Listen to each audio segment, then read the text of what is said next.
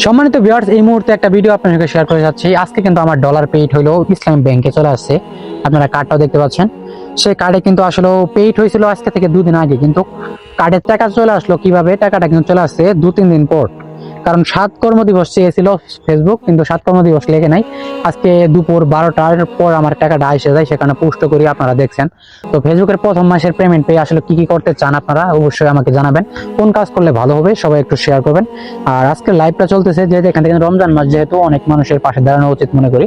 তো আপনারা একটু কমেন্ট করে জানাবেন। আর আমার এই সফলতাটা আসলে আসাটা অনেক দুঃখজনক, অনেক কষ্ট, অনেক দিন পার করার পর কিন্তু সফলতা দেখা পেয়েছি।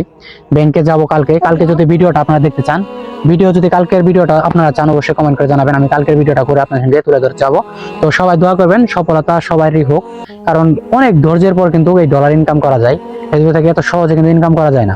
তো ধৈর্য ধরে সবাই থাকবেন। তো ভালো থাকবেন, সুস্থ থাকবেন। দেখা হবে নেক্সট কোনো নতুন একটা ভিডিওতে। আজকের মতো এখানে বিদায়। আল্লাহ হাফেজ।